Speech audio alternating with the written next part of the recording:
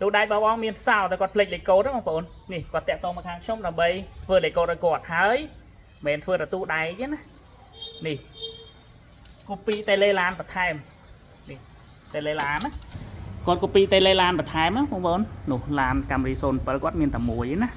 ឡូវយើង reset លេខឲ្យគាត់សិន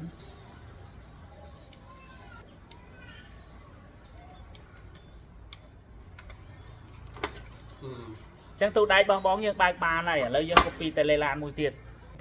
ចឹងឡាន Camry 07របស់គាត់យើង copy ហើយនេះប្រើបានទេណាគាត់យកម៉ូតនេះស្អាតនេះម៉ូតនេះស្អាតណា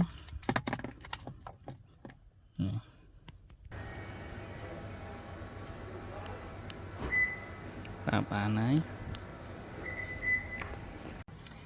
ចឹងទូដៃរបស់គាត់យើង reset ហើយតែលេថ្មី